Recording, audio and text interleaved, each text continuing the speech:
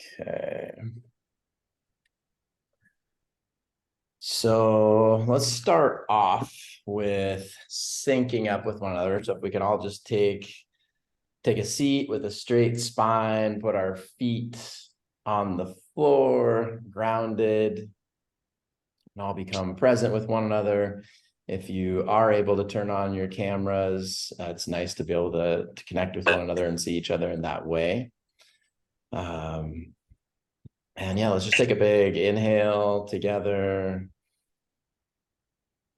Exhale, side out.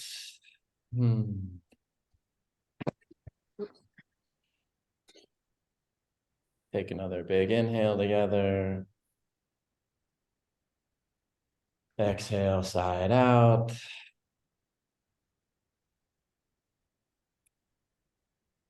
Just allowing each breath to bring us present into this moment with one another. We may be in different parts of the world, having the beauty of this technology to connect and be present. Being here with open hearts and open minds, the intention to share inspiration, love, connection, kindness. Hearing the call to live in a way that is more harmonious and connected to the earth, harmonious and balanced and connected with ourselves, with our friends and our community. Maybe be here in right relation, be loving stewards of this beautiful planet. So I want to share a lot of gratitude to each and every one of you for showing up, sharing your wisdom, your energy, your presence. We all feel fulfilled and inspired by this gathering together tonight. Thank you for being here.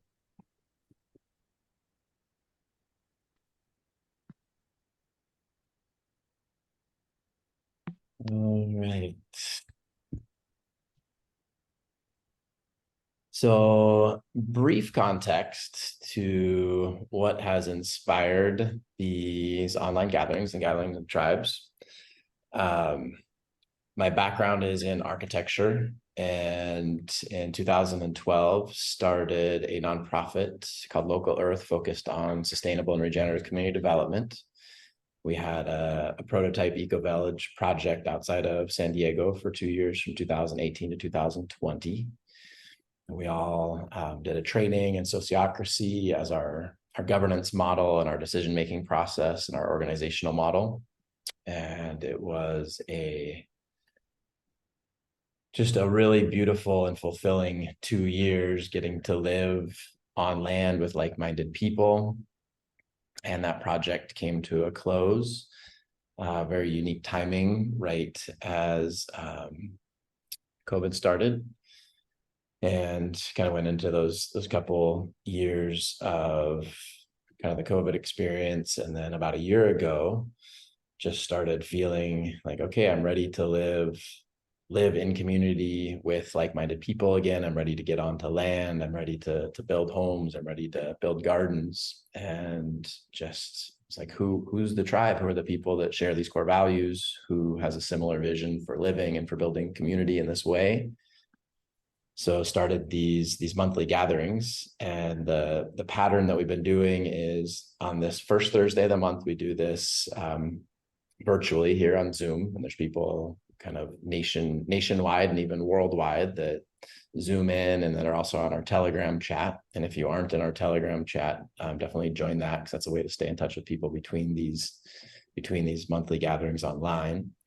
And then we've also been having an in-person gathering once a month on the third Thursday of the month.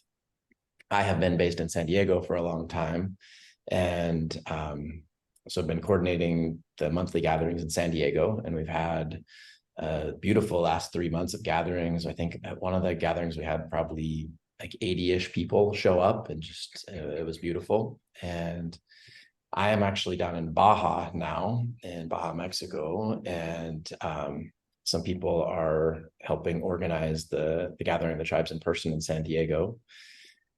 And so I'm down here. We're actually going to have kind of a special gathering of the tribes, October 20th to the 22nd down here in Baja. A friend of mine has 15 acres down here that's right on the coast, right on the Sea of Cortez. It's basically got like private beach. And there's 3 acres that he's turning into a yoga retreat. And then the other 12 acres, he's very open to some form of intentional community or eco-village project. There's already 2 4-bedroom, 4-bathroom houses on the property and a desalination plant powered by solar. So it's all off grid. And it's got a lot of beautiful potential. So I'm down here for the next couple of months. We're going to have the 3-day gathering of the tribes for people that want to come down and learn more about the potential in the project down here. I can put a link in the chat here if anybody wants to. We have a website.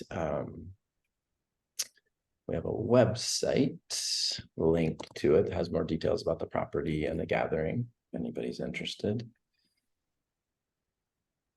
So that's a little of the context of how these gatherings came to be and the pattern of the once a month online and once a month in person. And also, if people are elsewhere than San Diego, we invite you on the 3rd Saturday of the month to have your own gathering of the tribes wherever you live. And we have a little format online where you can, it's just a simple kind of way to facilitate it. So we're all doing like a similar structure. But so those of you that are in other places, feel free to contact me or the Telegram group, and we can share the link to the website if you want to host your own gathering of the tribes. And I see Gentle Thunder is here.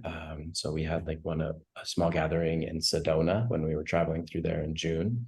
So would love to. And then Amma participated in the gathering tribes that we had in Boulder, Colorado, or just outside of Boulder. So invite you to have your own in-person gatherings if you want on the 3rd Saturday of the month and start building that community where you're at.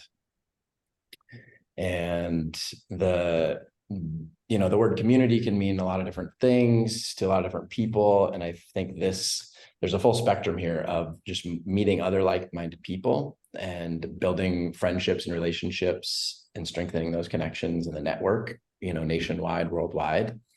And then there's the next full spectrum of people that like really want to get together, buy land, live on land together, and so there's that kind of full spectrum that we're doing here at the Gathering of the Tribes of just building our network, getting to know more people with shared values, all the way up to like maybe we're finding people that we want to live on land with and invest into land and take it that far.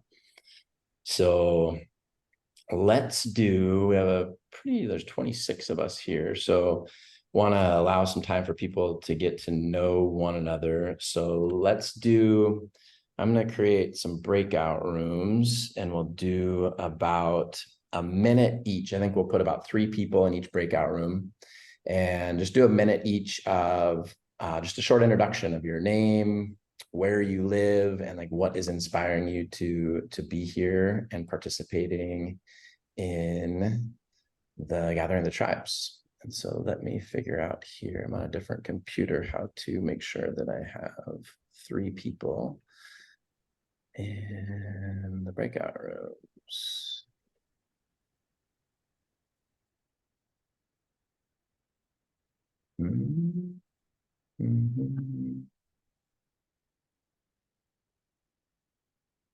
Sorry about this, you guys. I'm on a different computer, so I need to figure out where things are at.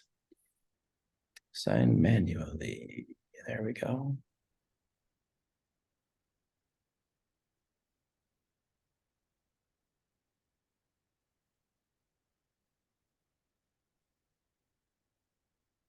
There we go. There we go. Okay. So yeah, try to say it about a minute each so everybody has a chance to share their introduction with one another. And maybe I can keep like one of you or something in here in the main room with me so we can do an introduction with each other. So once I open this, I'll maybe invite one of you to stay here in the main room with me. So enjoy your introductions and I'll see you all in about 3 or 4 minutes.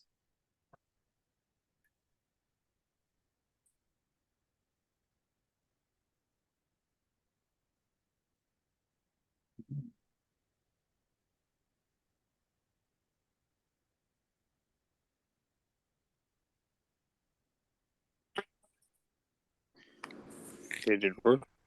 Did it work? I Is was any, wondering about did the anybody room. get an invite to a room? Where else? No, We are Nah. under. haven't. All right. Hi. There we go.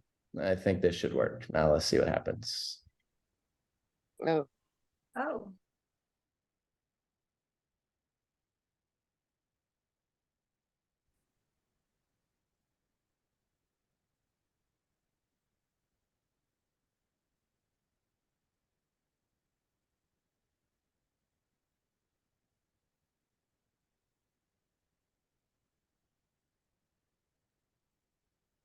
And April, looks like Dean, you're still here with me. Hey.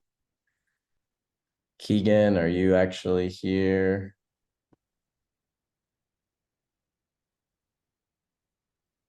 Okay. All right. Dean, you wanna do an intro? Hey, Joshua. Man, thank you so much for putting this together and all your efforts. This is, Absolutely. I stumbled upon this through a friend, and man, this is like, I resonate so hard with what you're doing. Like, this is so great. Awesome. I grew up in Montana. I've been, I love the living off the land experience, being kind of trapped in the San Diego urban jungle. It's kind of been a little bit dissonant, and yeah, this is just so perfect. I've definitely been looking for a community of people who want to have a closer connection to the earth and to their food and to their resources. Um, like, well done. This is really good. Thank you. Awesome. Well, thanks for being here, Dean. That's funny. I'm from Montana as well. I grew up in Bozeman. Nice. I love Bozeman. I went to college up there. Oh, nice. It definitely like one of my favorite places for sure. Awesome. That small world. We both like San Diego and Right? I Montana. know. It is. All right, Liz. Hi. Hello. I don't know if it's because I'm on my phone, but when I hit join to my room, it closed my Zoom. So Okay. I'm back. Well, I'm glad you're here. Thanks. Dean, it's nice to meet you. Nice meeting you, Liz. I'm out in Slab City, California, which is a squatting community. And it's finally cooling off in the desert, which is nice.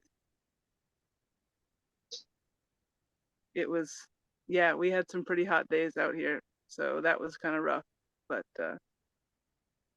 I can imagine. Yeah. I just got down here to Baja a couple days ago, and it's been like 90-ish every day, with like lots of humidity, and like doesn't really cool down at night. It's hot.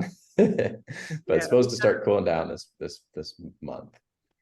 You know, we got I'm there gonna. was a couple days of 115, so Oh yeah, that's hot. Yeah. That's hot. So I'm just gonna weather. drop a seed real Yeah. quick if I could, Joshua. So my buddy in Ramona, he's got 180 acres, like in the valley, in the trees.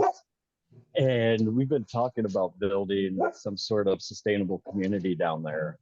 And sorry, the poodles, see a dog outside. It's okay. And so I don't know, I'm just throwing that out there. If they know anybody who might want to collaborate or come check out the property, see what we got going on down there. There's a lot of potential for sure. Awesome. So Dean, have you been in our Facebook, or I mean our we actually do have a Facebook group as well, but a link, our Telegram group, we've got specific groups for different places, and we have a San Diego thread, so that's like a great place to share in there and like connect with people as well. Awesome. I will do that. Cool. Sure.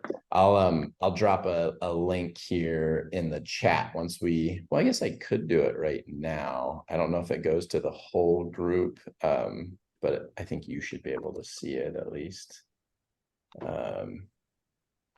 So there's the Telegram group.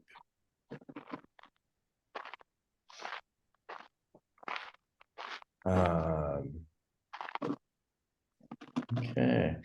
Well, I think we're probably about ready to bring everybody back and get into our breakout rooms, but Sally or Amma, do you want to do a quick introduction, just like name and where you're zooming in from?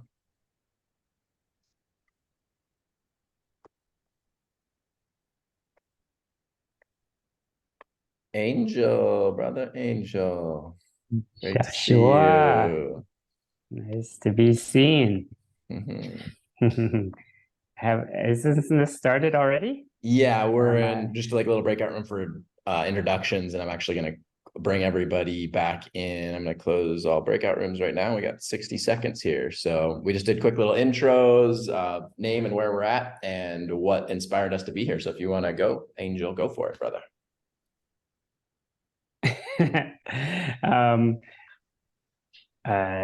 With everybody? Oh yeah.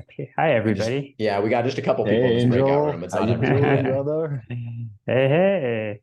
So yeah, I'm Angel. I'm in Jamaica, which is where I'm from. Right? I spent a lot of time in many years in San Diego, and yeah, currently travel the world, working on building communities, supporting communities, and do a lot of work with men and emotions and conscious communication. So yeah, happy to Love it. be here. Awesome. Well, grateful to have you here, brother. How long are you in Jamaica? I've been here 5 months, and we'll be coming back up to the States end of October. Awesome. Awesome. All right, I think we got everybody back here in the main room now. So hopefully I had some good introductions, got to know some new people. And so what we're going to do now is we're going to do something called open space. And let me put it in the chat here so you can read it, and I will also explain it.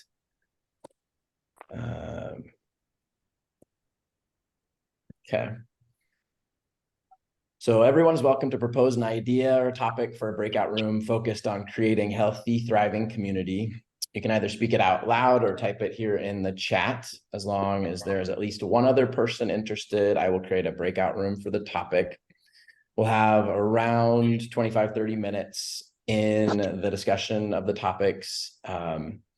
And one of the things with open space is you can either stay there the whole time if you really are feeling engaged in the conversation, or they also call, I think, the law of 2 feet. Like you can stay in a discussion for 5 or 10 minutes, be like, okay, I feel complete with this. I want to go join another discussion right now and hear what they're talking about. So you don't need to stay in that breakout room the whole time. You can cross-pollinate and go between.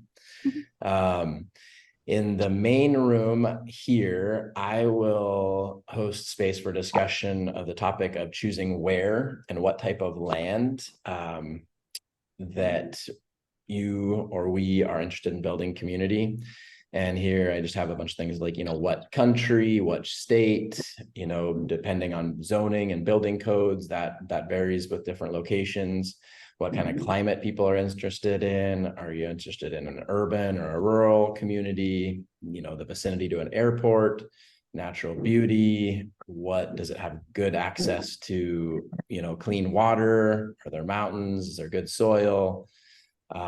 These are just some ideas to think around, why we would choose a certain location and what type of property we're looking for. So I'm gonna host here in the main room a discussion around that. And then now we're gonna open up the space for, in the chat, you can post if you have an idea, or you can just kind of raise your hand or unmute yourself and say, hey, I would like to, I think sacred ritual is an important part of community, and I'd like to talk about that. Or I think beekeeping is a really important part of regenerative systems. So just those are just a couple kind of ideas to get you thinking. So I was looking here in the chat to see what people have, right? So Miguel says building a house, so construction. like building and construction. Is there anybody else that would be interested in talking about that specifically? And as long as there's one person, I can create a breakout room for that. And I can only see about half the people here on my screen. So you could also put in the chat, like just say yes if you're interested in that. Am I seeing any hands? Would anybody want to participate in? Okay, Liz, possibly.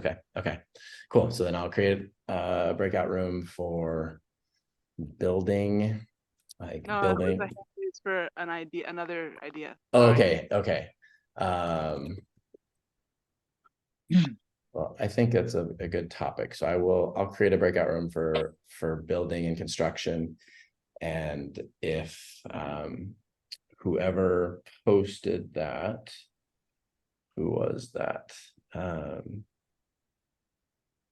Miguel, if you want to host that space for that room, you can go there. And if anybody else joins you, awesome, have it there. And if not, you can come join another one of our discussions. Liz, what was your topic that you wanted to propose? So I wanted to discuss a little bit of like involvement in social justice as a community, especially around the growing number of houseless people and homeless people and traveling types that might continue to grow with the economy the way it's going and the housing crisis the way it's going. Really the ethics, I think, of who gets to join a community and how money ties into that and what kind of policies we'd want to put in place around that. Okay, yeah, that's a super valid and interesting topic. Is I there would- anybody yes. else that would like to talk about that? Yes, I Jamie? would. Okay, Yes. cool. Yes. So then we'll create, and I'll to try to keep the breakout room names kind of short, I'll just probably call it like social justice. And then I'm seeing one that says joining another to buy land in New Mexico, possibly using a land trust and creating a healing center.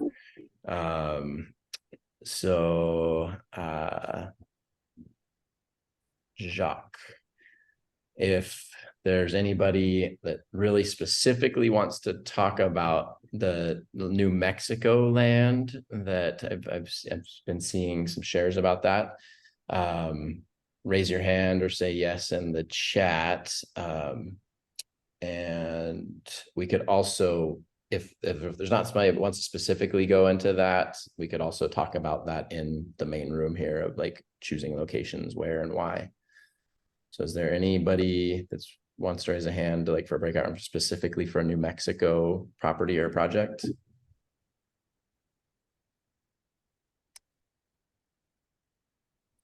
And I can't see everybody all at once. I'm not necessarily seeing anybody. So if not, we can talk about that here in the main room of choosing a location of where. All right. Keegan, irrevocable private business trust organizations. And Jacques also mentioned possibly using a land trust. So I would say those are topics around like legal entities of how to incorporate or quote unquote own or steward the land, which I think is a fascinating topic and an important one. So Keegan, does that sound accurate to what you proposed there?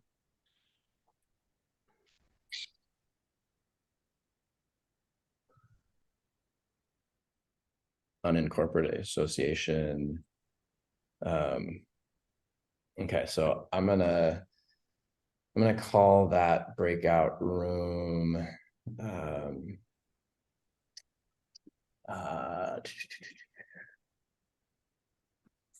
like legal entity for land.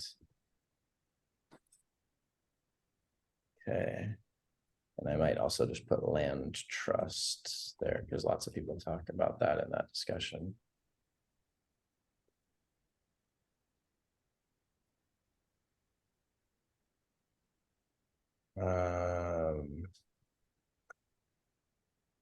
Bonnie, using San Diego County block grant for a nonprofit housing project, deadline November 10th.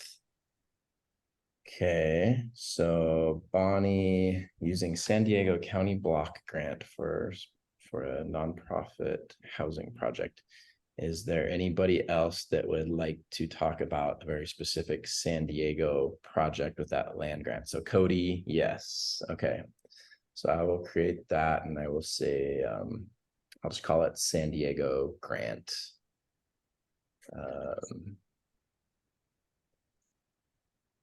San Diego grant. Okay.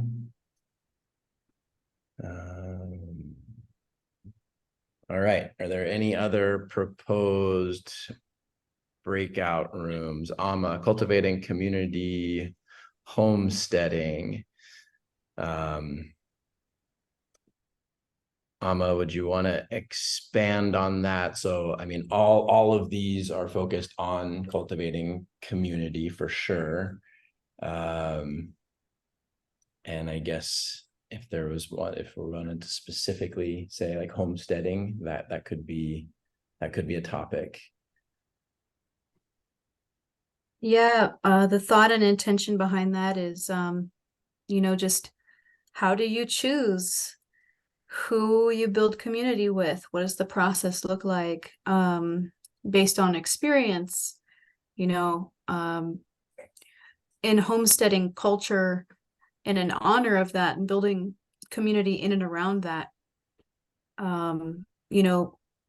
the culture of barter and being in communication with each other and working together, whether you live locally or far away, how can we do those things? That's kind of the intention. Okay, so I was also trying to look at what was being posted in the chat there. So you said barter, like proposing something specifically around homesteading.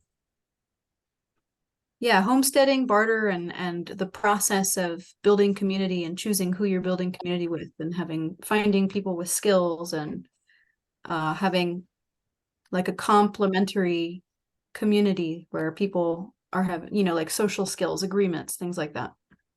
Okay, I'm gonna like to keep it open and like homesteading and skills, homesteading skills barter. Is there somebody that would like to talk about that? And like I said, you don't need to. Okay, Robert would like to do that, so I'm gonna do homesteading barter skills. Okay. I'll check this. Joyce, how to gather people from different and complementary skills to create a functional community. So I think that could go into that one that was just proposed by Amma. I think so too. Yes, Okay. I think so too. Okay. So I think that's good. We've got 5 different, 6 different breakout rooms. So I will start to create those here for a moment. And once I have them created, you should get a little invite that says you can choose the room that you want to go to. And we'll have about 25-30 minutes in the breakout room. And like I said, you don't need to stay there the whole time. You can, be there for 5 or 10 minutes, enjoy it, and then like go check out another room. And the person who's kind of hosting that space for that room, if you can work towards like, even like an actionable item that this group could take action on in this next month before we meet. You don't need to do that, but it just kind of adds like a little bit of tangibility to it in your discussion if you come out with potentially an actionable item. So let me start to create these breakout rooms, and feel free to zoom in if you have any questions that you want to share for the moment. All right, breakout rooms, recreate. Let participants choose the room. All right, room 1 is going to be building and construction. Yes. Room 2 is going to be social justice and like things like homelessness and ethics, who has the ability to be part of a community. That's going to be room 2. Okay. And then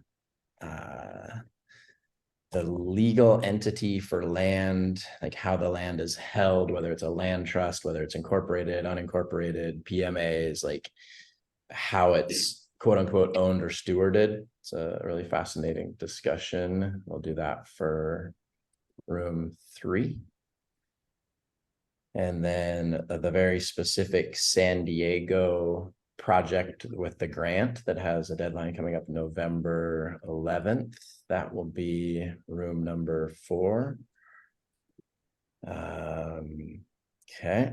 And then room 5 is going to be the homesteading barter skills discussion. That. And then I can Nick's incense. get rid of Okay. that room. Oh, it's incense? Yeah, it's Nick's. He does it often. Honey, that, Get to hear somebody's discussion here. I wonder if I can Don, mute Don, all. Mono, Okay, so I'll open the rooms here in a moment, and then here in the main room, like I said, I'm going to be hosting the space for discussion around like choosing like where and what type of land that you're interested in, that we're interested in, and the different components of why we would choose a certain location. So we'll be in that for about 25-30 minutes, and then we'll come back and have kind of a wisdom share from each breakout room. If like there was a really key topic that was really interesting or exciting or inspiring to everybody, that then we can share that with the whole group, so we can kind of cross-pollinate and learn from each of the breakout rooms. So unless there's any questions, I'll open the rooms and we can start our open space. And you should be able to, somewhere on your computer or your phone, if you want to go to a different room, you should be able to do that. All right, so I'm going to open the rooms.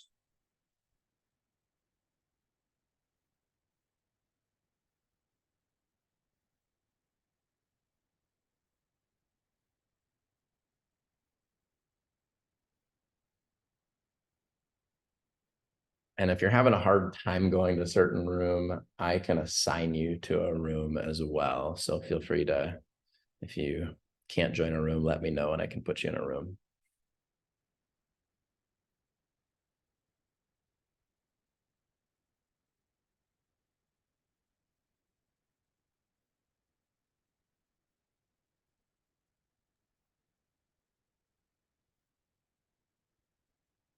And Miguel, I think you said you're on your phone and you weren't sure how to do the building construction. Okay, it looks like he did join there. So, okay. I'm not seeing different rooms on my phone. Me neither. Well, Joyce, what room would you like to go to? The one who spoke before me, think about Homesteading, barter skills. gathering choose. different people with different Okay. skills and yeah. Yep. All right, I'll send you there. What room is that?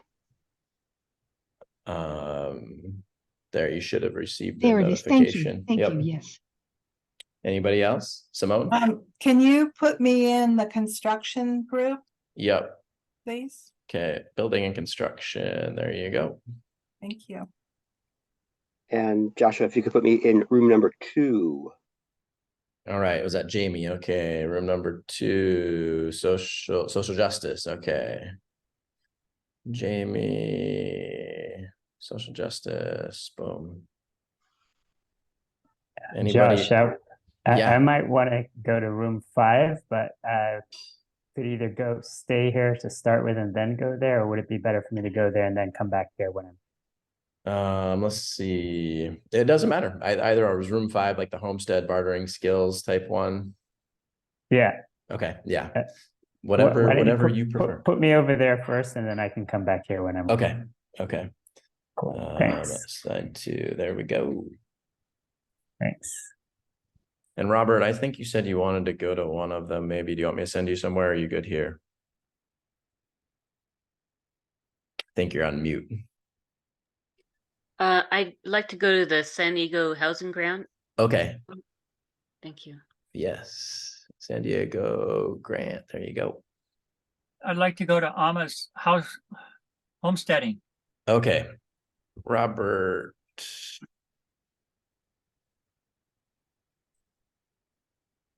Sign to homesteading. There you go. Great, thank you. Yeah. I'd like to go to construction. Construction, John. I hope somebody stays here with me. Building and construction. Josh, I might just keep you here. I don't know if you want to go somewhere else or not. All right, John, you should have received something there.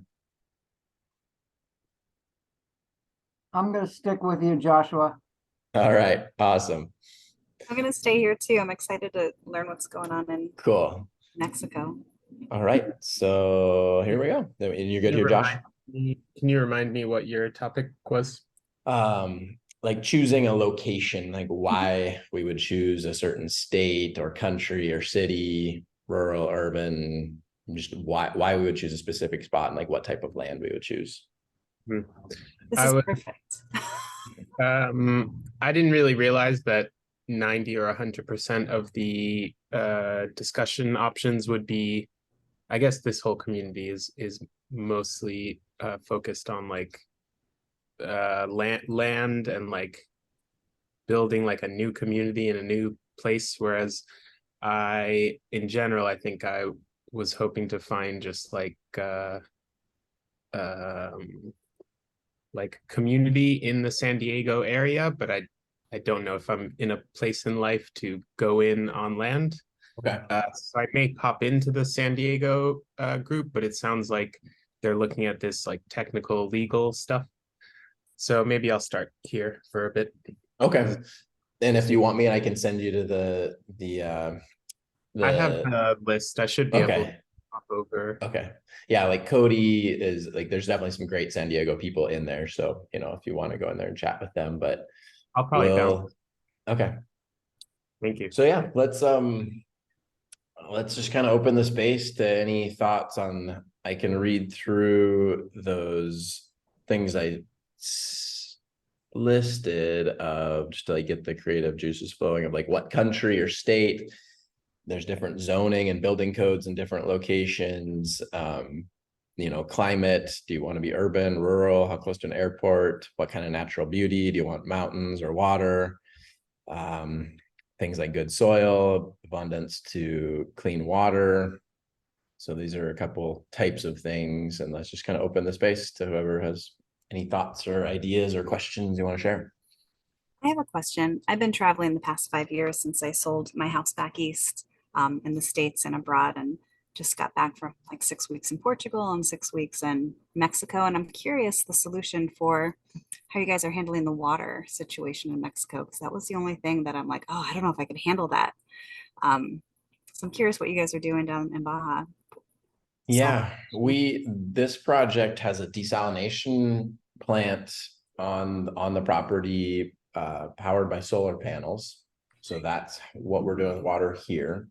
They're not giving many permits to new projects down here to dig wells. Like water is definitely an issue down here. And so I still need to look into, because there's definitely, you know, some people, large scale desalination plants, like some people don't feel that it's a very sustainable or good option, you know, and you end up with the salt that you have to, you know, figure out what you want to do with the salt. And so I'm not saying it's bad, good, bad. Like I still personally need to do some of kind of my my research and due diligence, but that's what we've got going on down here. And the gentleman whose property this is, he actually is part of a business with a guy that they have desalination plants in a shipping container that basically gets shipped to a property and has the solar panels in it. And this desal plant is scaled for about 26 homes. We've got 20,000 gallons of storage up on the hill. And I Wow. think if it's pumping at like full capacity, I think it can do like 10,000 gallons a day or something like that. So water, that's to me a super important question of what is the access to the water? Does a community want to grow its own food? You know, like I've been looking at a lot of stuff in Colorado for that reason, in certain spots. Like there's some properties that have huge aquifers, and you know, that feels more resilient to me than necessarily like needing technology to get the clean water. But yeah, it's a big question. And There's also dehydrator type of technologies that can take the water right out from the atmosphere. And that's what boats use, right? I was also thinking about just living on a boat. Seems screw this. Yeah, the military uses it. FEMA has those kinds of things that they could bring in for emergencies. Whether or not they use it is another thing. But yeah, I've been aware of these kinds of technologies since the mid-90s. So some of them can be run on a combination of solar and other kinds of, you know, diesel generators and things like that. And they're remarkably efficient, especially if you live on a coast. They can even work inland, but they really work well on the coast. And I think, you know, Saudi Arabia and the Emirates are probably pretty far ahead in the curve for those. Yeah, I know it's super humid down here right now, and so I'm curious, like, yeah, how much water, what size, like how much surface area you need, like how much of the land you need for those, you know, panels or whatever they are that gather the water from the air, how costly those are.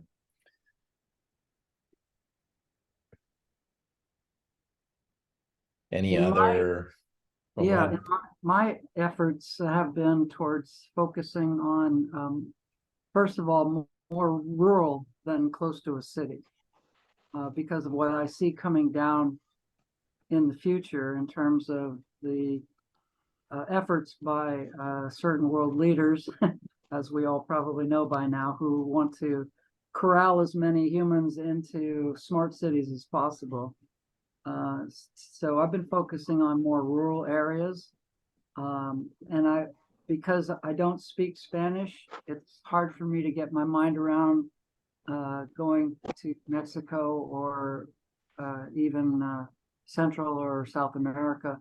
Although I'm sure they're great, wonderful communities. I've been seeing a lot online about different communities that are starting up in Ecuador and Costa Rica and places like that. But I'm focusing primarily for myself on the rural parts of California or New Mexico or Arizona, and not in the desert areas of New Mexico or Arizona, but more in the northern and eastern parts where there's forests and very good aquifers there. Yeah. And my primary emphasis is for growing vast amounts of food with the community as the first level of being off grid. Yeah, I'm feel similarly with you there, Christopher. Like I'm definitely much more interested in rural, like small. I grew up in a small town in Montana and want to be back to like small town feeling. Like don't want to be in a city. I like the idea of being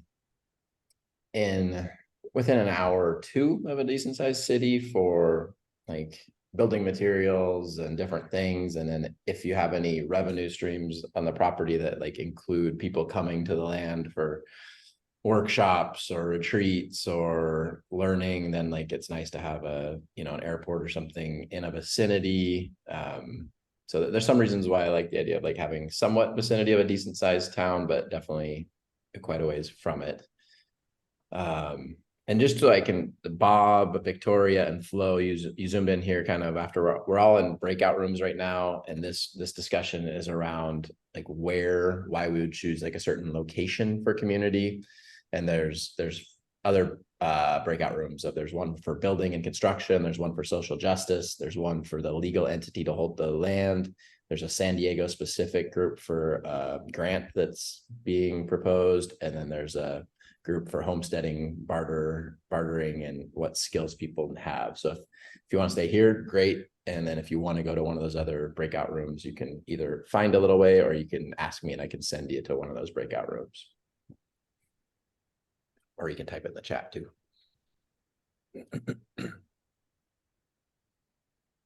I guess I could iterate my thoughts on the subject. Yeah. I much prefer a rural atmosphere, and I prefer it warmer than colder in the summer. I live in Humboldt County, California, Northern California, and when it's coastal, it's just always through the summer dreary for me. But a couple of years ago, I moved to Southern Humboldt, where it's more inland and it's paradise. So I love that. Being in proximity to earning an income at this point, still living in today's world, is important for me. And my income is derivative of, I'm a California licensed real estate broker, and I run a small real estate brokerage. So it's easier for me in California to make ends meet. But my real passion is locations where I can still facilitate addressing the social problems in the world, because they'll come and crush us before long if we don't begin to address them. And somewhere in the United States is, I think, really good, because that's the epicenter of calamity going forward. So those are my thoughts. Awesome. Thanks for sharing, Jamie. Anybody else? Bob, Victoria, Josh, any like things you want to chime in on? Location, why is choosing a specific area? I'd like to mention that in my recent experiences with visiting several communities, I've noticed that it's very, very important when you do find a piece of land that you are happy about to check out the neighbors, find out if they're on the same page basically as you and your community, and also regarding if they're spraying toxins like pesticides and things like that if you're in a more agricultural area, because I've heard of several different, you know, horror stories where, and I won't name names, but one of the people who's joined our group has had terrible run-ins with angry neighbors who for some reason just don't like the idea of people outside of the traditional nuclear family living next to them. Yep, it's a really good topic. I know 2 different communities of people in the San Diego area, outside of San Diego, within like an hour, that both are focused on, I mean, there's one that's like yoga, permaculture focus. There's another one that's actually more like a monastery type vibe. And their neighbors are both like, they've got like gun ranges like right on their bordering property, and they're shooting guns all the time. They've got like pretty aggressive dogs on one of them that come over, and it's just the juxtaposition of like these very, very different energies that yeah, it's a great thing to remember, to kind of check out the surrounding area and who the neighbors would be, for sure.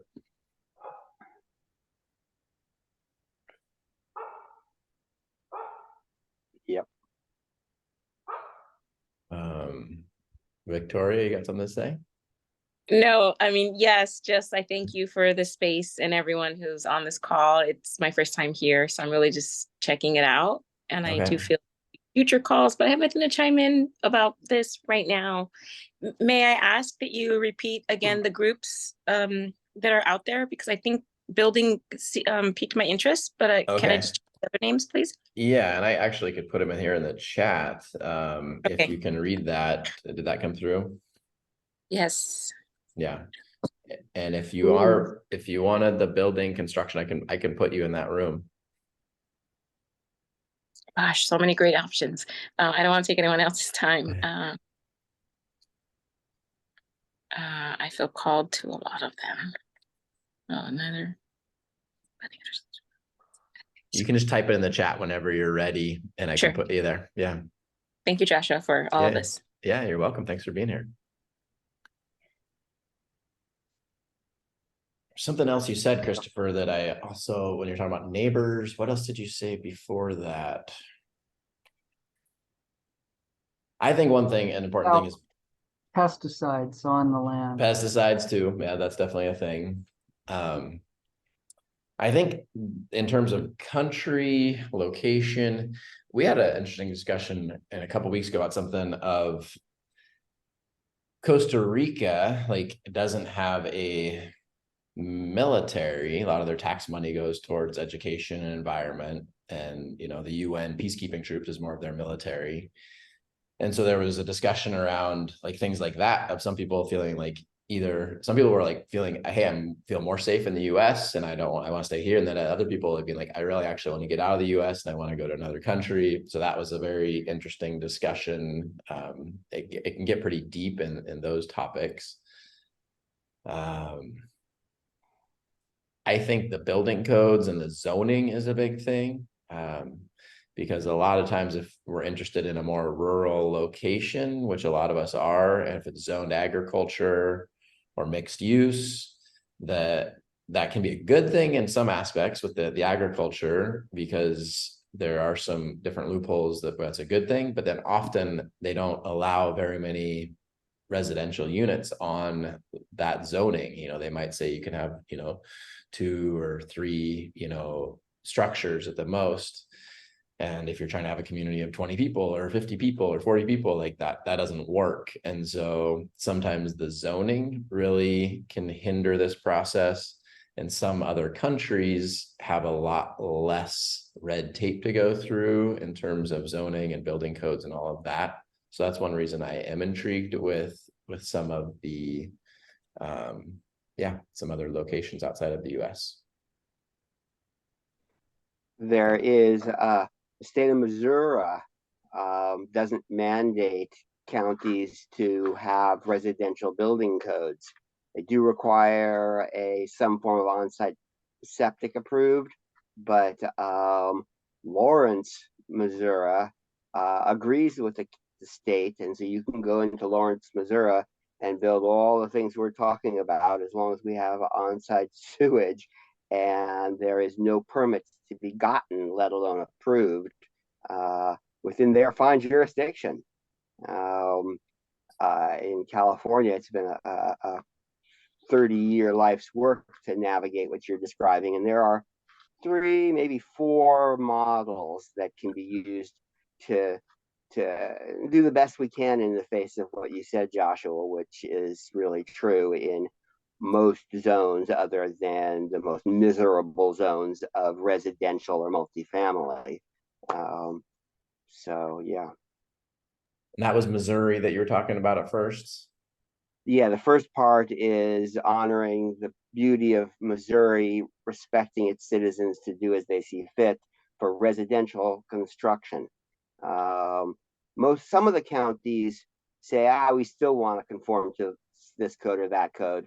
But Lawrence in particular, I looked at their county's website, and they have stated this. And I think that's a really beautiful thing.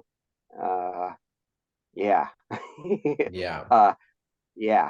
California, it's really a problem. It's also kind of good because it's really bringing to light the social justice component or the social justice calamity that humans are facing within the capitalist system as they run out of cash. And so it's a great backdrop for shifting the dynamic in the world to a better way, I think. But I'm facing the own trouble in my own life of financing this through permits and people, and it'd be a whole lot easier to go somewhere else, perhaps, except for my income. Mm-hmm. And that, Jeremy? oh, go ahead. Jamie, would you say that in your experience that unincorporated areas are more tolerant and less restrictive? Yes, for two reasons. One, that in general that they are, and then the other is once you get beyond the districts, the water and sewer districts, at least in some places, there are relaxed codes like the owner builder code. And so that's not in the city, but in the unincorporated area and then on the outskirts of the water and sewer district. So yes, it's a real big plus when it gets to the owner builder code and that type of things on the outskirts within the unincorporated area.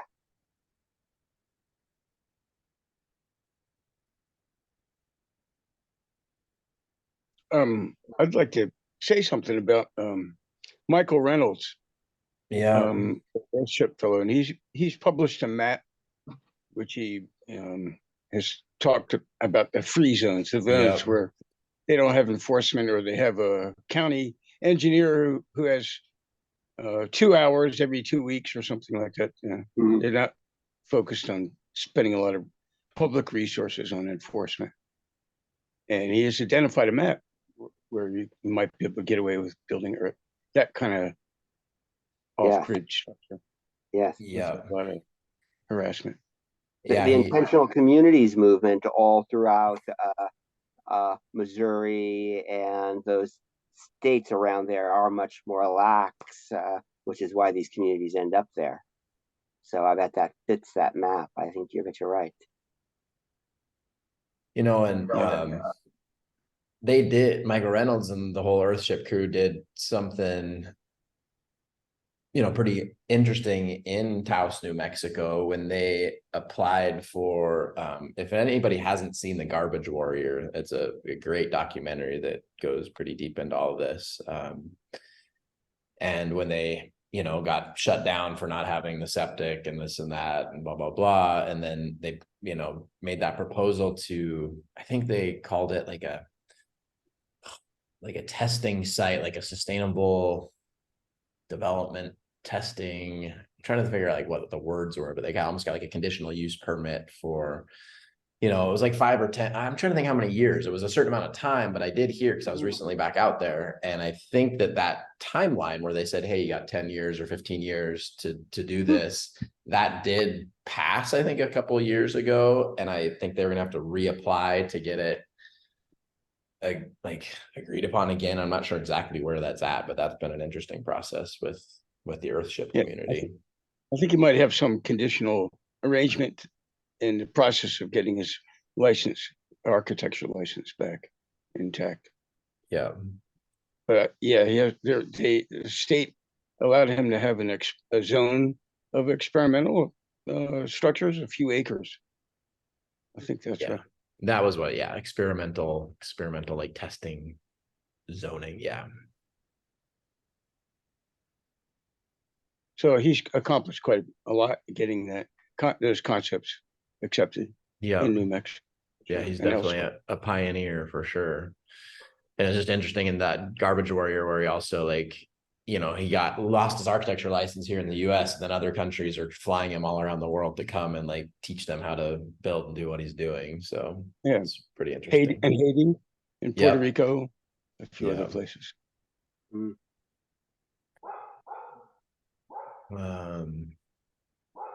Haiti's going to have some tough times if they have 1,000 troops coming from Kenya. That's what we're doing. I mean, that's what U.S. is funding. They have not exactly mercenary groups, but groups it's a police group that's been active in Kenya for a long time. They're now stationing at over 1,000 in Haiti. Yeah. Wow. Yeah, So- Hades, I actually went to Haiti and did my permaculture design course there after the earthquake and was at a property where Michael Reynolds and they did that. And like, it's And they know- Gonaives? Or whereabouts in Haiti? Cité Soleil was where our project was. And we were, I'm trying to think of what part of the city we were in, but yeah, Haiti's got a lot of challenges. Yeah, for sure. Yeah. So let's see, we probably got maybe just a few more minutes here and then I'll bring everybody back in and we can kind of hear from all the different breakout rooms, but any like last topic somebody wants to voice around like the location and why we would choose a certain area over or not before? Josh, have you talked to anybody who's tried the mist nets for collecting water? 'Cause I know- No. Is that what you put in the chat, that information? I didn't put any information about mist nets, but I know there's a continual breeze coming off the ocean in the evening. Yeah. And certainly on the West Coast. So it seems ideal. But actually, in Todos Santos, they dig down 45 feet and there's a huge amount of water coming from what condenses on the mountains. And it gets into there's a lot of really big hand dug wells along the coast, the west coast of Baja. Okay. And you can see the water flowing. It's just, it's at some depth, but it's not hard to get. That's for sure. But I don't know about where the location is that you are going to be going south of La Paz, between La Paz and Cabo. I'm not sure about that. Yeah, we went and visited, there's a community down here called Biosana, and they're kind of at the base of the mountains up more down by Cabo, and they actually have a lot of water running off those mountains, and it's very green. Yeah. Yes. Hey, It's well, a buyer's market in southern Humboldt County, California. There's gorgeous land, good water, good good food growing land, not necessarily typical farming land, but good food growing land, good rivers, gorgeous, great climate. Not real far from civilization. As for the culture, it's pretty sketchy, but yeah, I'm not sure that I kind of like it given the little options I've seen. Rather not have to run a generator or a desalinization system to drink water. I think if we could reduce our difficulties a little bit, I kind of head more to Amish 2.0 over high tech lifestyle. But yeah, so that's my thoughts. I like that term Amish 2.0. I've never heard that, but I get you. Appropriate, simple tech. Yeah. Yeah. I like the low tech as well. Cool. Let's see, we got about 15 seconds and people are going to be zooming all back in here. Keegan, I saw your question about the Gathering Tribes in Baja this month and if spots are still available.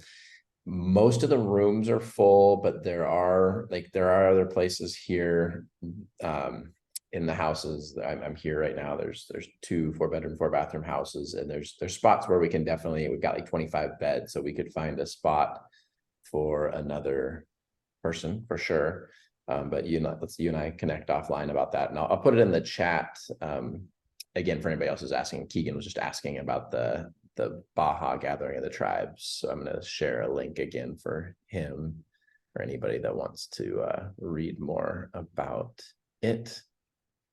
And so welcome back, everybody. Hope you had great discussions in your breakout rooms. And so now we'll take maybe just 10 or 15 minutes for wisdom, share, and harvest. So anything that came out of your discussion that you felt was really impactful, inspiring, thought-provoking, that you feel like would be of value to share with the whole group. That's kind of what we're going to do here for this next 10-15 minutes, is share the wisdom from each of the breakout rooms, and then we'll start to close up our gathering for the evening. So let's you can either, unmute yourself, raise your hand, and as you're sharing, try to keep your share maybe at a minute or a minute and a half or 2 minutes, just so if there's other people that want to share, everybody has space to do that. And then if there's open space, you can come back and talk a little bit longer about something, but just be a little bit mindful of,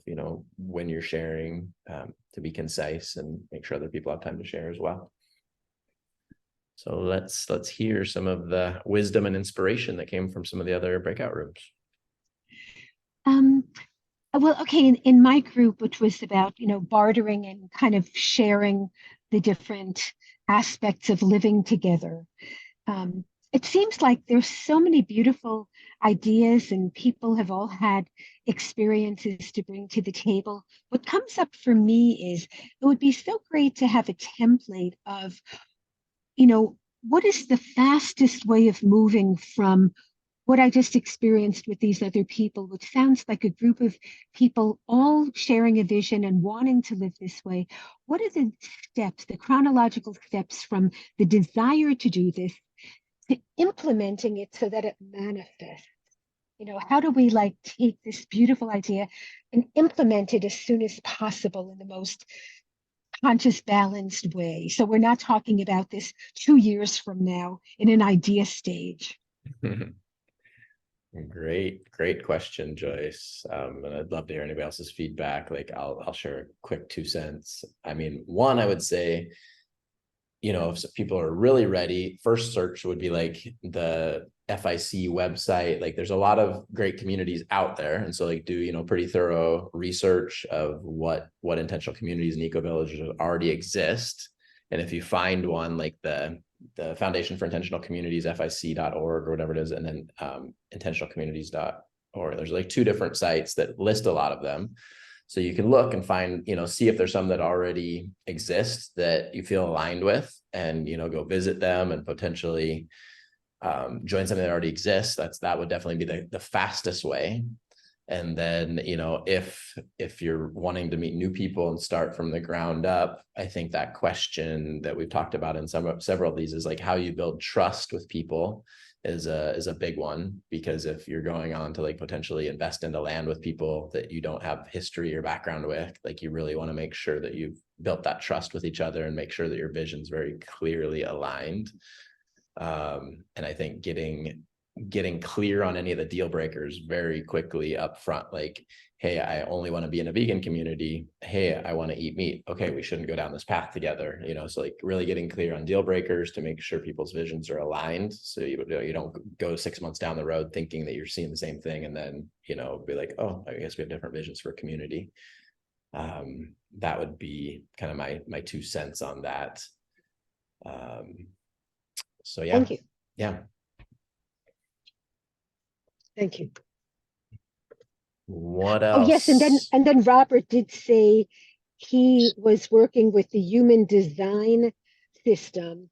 It's and that really helps. That's helped him clarify who's compatible and who's not. And since he started working with the human design system, he's put together a really functional community of people living together. So I wanted to share that because that seemed significant. Yeah, I think it's a great idea if Robert wants to expand on that. Well, just the idea of trust. Trust means you don't know something about someone, so you have to trust them to be something you think they are. But with the human design system, it prints out a chart of your soul and your 9 chakras and which ones are activated and where your communication skills are and how you become empowered. It has tools for individual empowerment.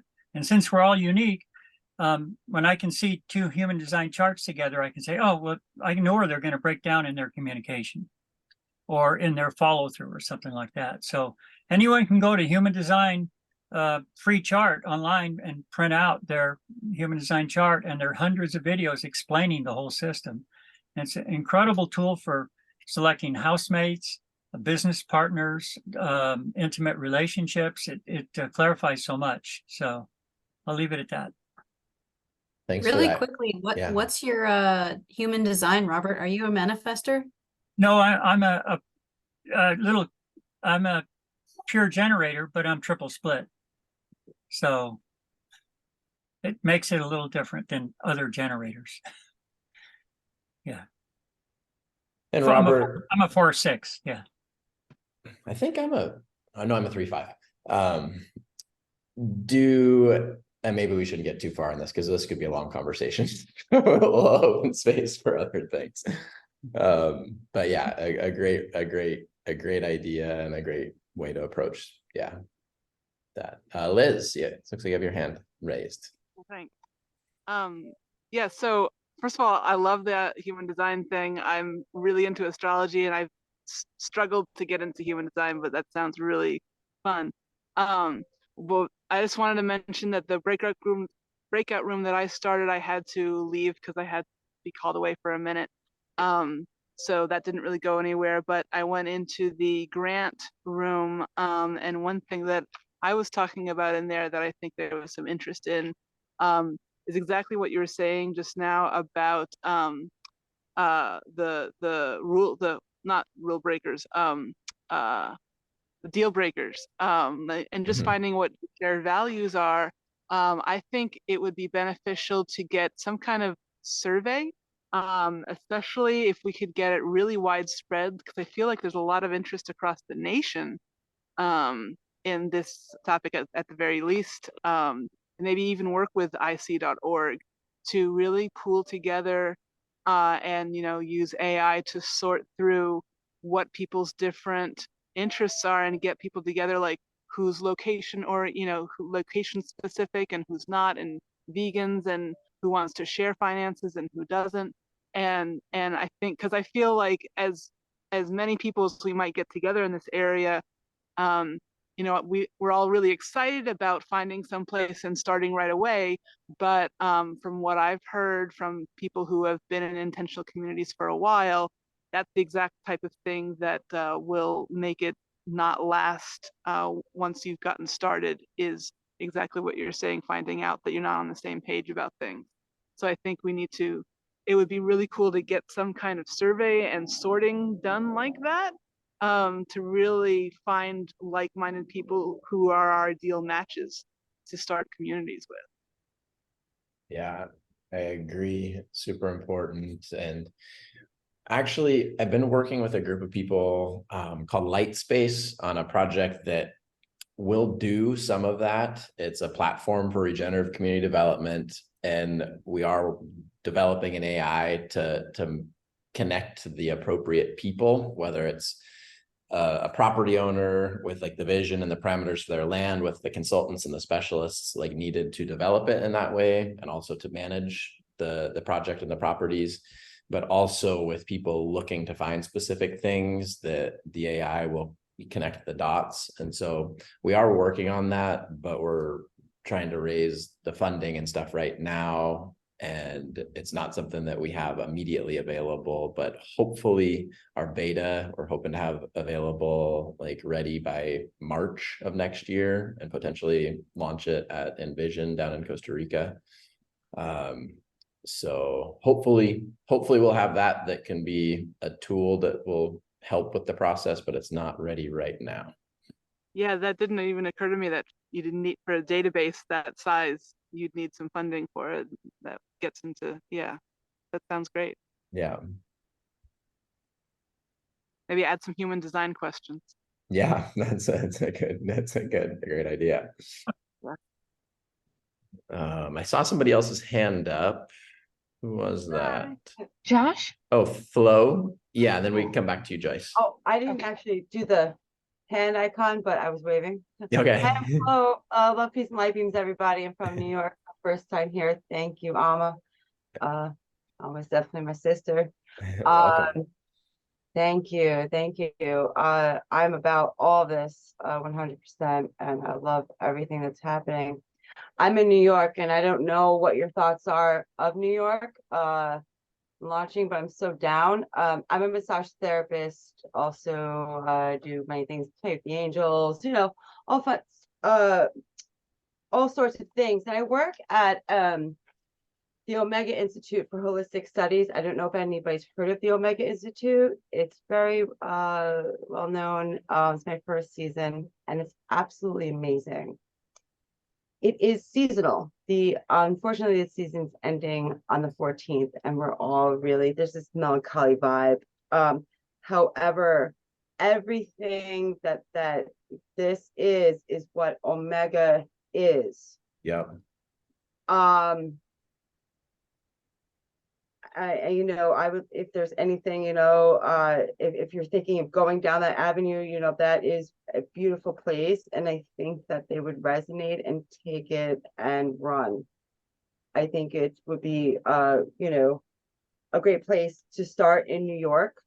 Or if anybody else has any ideas in New York, but Omega is just fantastic.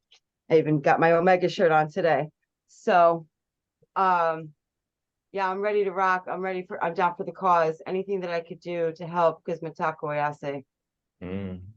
Thank you, Flo. Yeah, the Omega Institute has, I want to say they have something with the Living Building Challenge there, which is a really high standard of, taking like LEED certification for architecture to the next level. So I think they've got some Living Building Challenge stuff there. I know they have a great, I think like living, like a black water system, I'm trying to think of the name of how they process their water there, but yeah, it's a great place.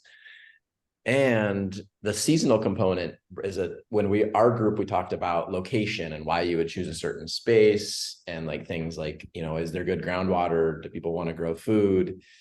Are there aquifers? And like, for example, where I'm at in Baja right now, like water is really an issue on like this project. And, if I don't know whether I would want to focus long-term, like year-round on this property, and that seasonal aspect comes up because this would be more of a seasonal location because it's really hot in certain times of the year, and there's also like a lot of wind. A lot of kite surfers and wind surfers come here for that season. But there are places that are seasonal, which is a different type of community than people that want to be there year-round. Building a school for their kids. Building the soil on the gardens. And so that's definitely something that's been present in my mind around that choice of why picking a certain location and kind of the seasonality of it. And if people would be there year round or part of the year. And I think that's definitely a good thing to think about. Amma. Hello. Hello. One of the things that we had a pretty good group. It was like 12 people at one point. And Awesome. One of the things that's coming up with what you're talking about and kind of feels like a thread is like adaptability, right? No matter what, when you're in a certain temperate zone or when you're having different needs as a community or things that come up with the collective or at a space individually, there's a sense of adaptability that needs to emerge in order for the community to sustain. And I really like what Robert said about the idea of having different locations that are connected so that if there are people who want to be seasonal, it's like a timeshare sort of thing. You can go to a place for one season and it's kind of built into the agreements of the community as a whole that has different locations that are comprising the whole community. And then the second thing I just want to quickly say, is that one of the things that came up, Gentle Thunder asked if I'd talk about it, is experiencing community. The ones that last the longest based on traditional and especially indigenous values are diverse in skills and age. So a question came up, what about our elders? What's the place of our elders? And then children, it's like from at least what I've learned so far, I'm still learning, still young. Our elders are such powerful counsel, and guidance and, like longevity counsel. They know that stuff.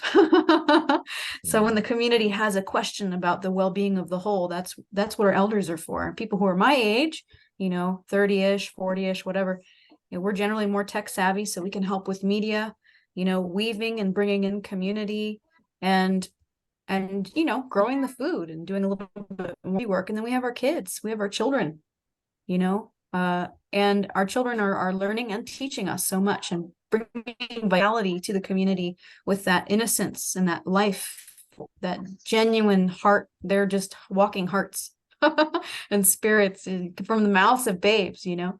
So when we form communities that really honor each person's medicine and each person's identity and bring in the diversity, you know, while maintaining like-mindedness and baseline agreements, right? That's the balance. It's a trick. That's what I found that are the most successful communities, at least from witnessing and being a part of some. Beautiful.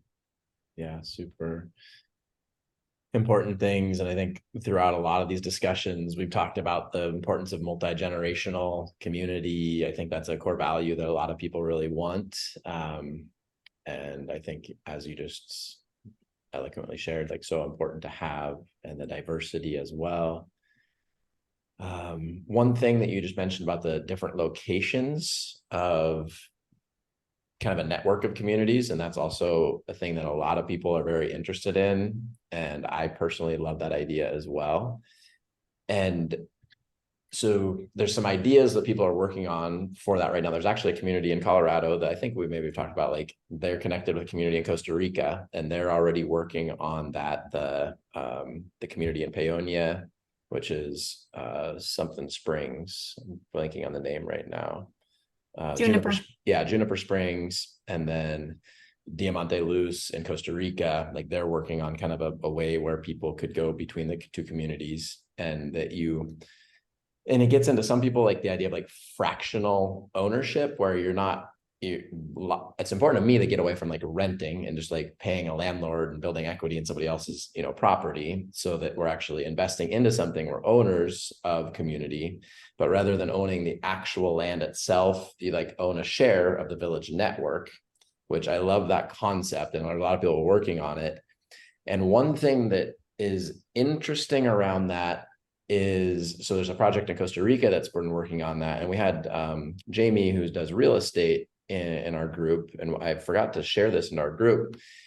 If anybody does want to get financing for some of these projects, then some of those things become interesting, because it's sometimes hard to get a loan for a non-traditional type of project where it's like cut and dry. Hey, here's 1 acre, I own it, I'm getting a loan for it. If you're trying to collectively be like, hey, we're trying to get a loan for $2 million for, you know, 12 people or something, it becomes a much more complex thing. And so there's several groups that have been working on that type of stuff and are pretty savvy with that. So I love the idea, and I definitely, that's the direction I would like to aim towards, is like a network of villages that are very well connected.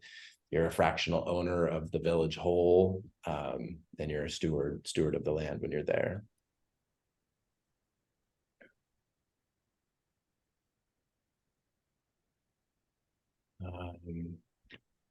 Let's see. Josh? Yeah. I wanted to ask if you could send us all a copy of the chat.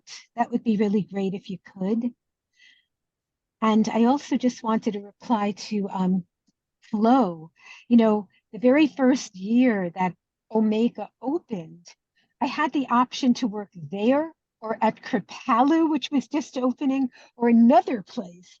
And I chose the place that nobody's ever heard of, that closed down a few years later. And I always kind of wondered what would have happened if I chose Omega. But it really is true that upstate New York can be just magic. And I know a lot of people up there, and there's some beautiful spots. I mean, it can get very cold, but it's a beautiful space. So, you know, just when I heard her talking about Omega, I know what a great spot that is. Mm-hmm. But yeah, would you be able to send us the chat? Make a copy of it? Email Yeah, it? I think I will be able to do that. I'll send everybody a follow-up email that was on the Eventbrite. Everybody will get a follow-up email, and I'll try to save the chat into that, but it's also just a good practice. I think there's something in there that was really important. Do you want to get like to try to copy and paste it while it's there? But I can try to send the chat as well. I usually do that when I'm on my computer. I'm on my phone now, and it's a little more difficult Yeah, to try I to know copy it and is. paste the chat. I know it is hard to do that on your phone. So I'll try to find the copy and send it to everybody. and post it I in think the I think there's some Telegram group. I think there's 3 black dots at the bottom right of the Zoom, if you're the facilitator of this Zoom, where you click it and it says copy chat. Okay. Yep. I've done it Yeah. before. So yeah, I'll try to do that and send it. And also, just for anybody who's not in our Telegram group, I'll paste that in the chat again.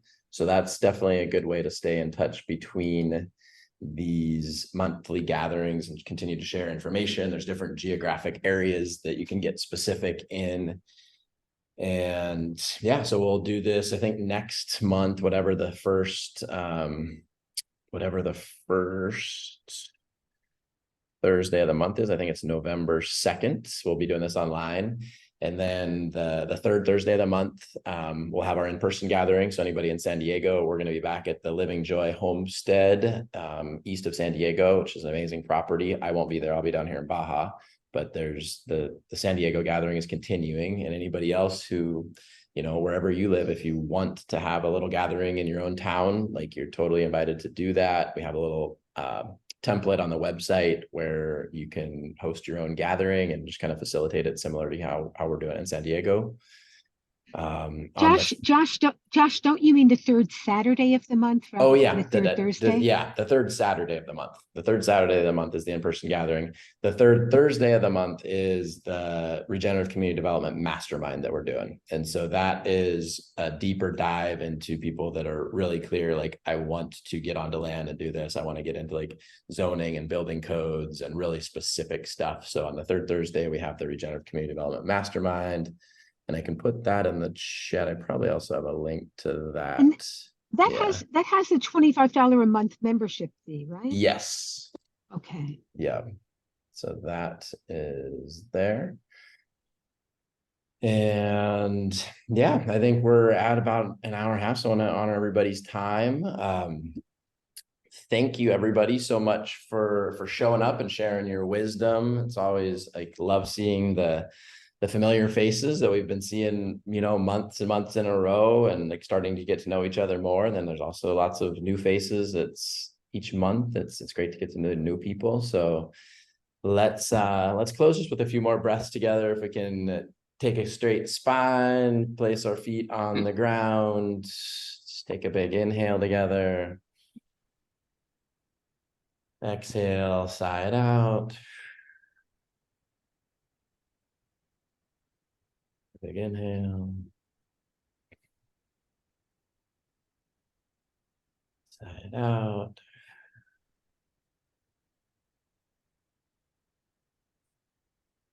Just sharing gratitude for each and every one of you for showing up, hearing the call to live more in right relation with our beautiful planet, with one another, with ourselves, to live in harmony, to be good stewards, to live in a way that honors the 7 generations and our future generations to come, that they have a beautiful planet to enjoy and live upon as well.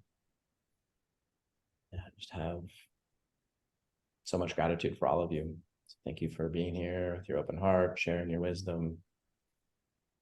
And we're not alone. I think that's the thing I'll share, like, that we're not alone. There's lots of us that are feeling and seeing these very similar visions. So we're here to work together and co-create, and we can do this. Yeah. So thank you all for your participation and presence. Thank you too, Josh. Mm-hmm. Thank you so much. Josh, you're the man. Thank you so much. Thank you. You're a man. Yeah.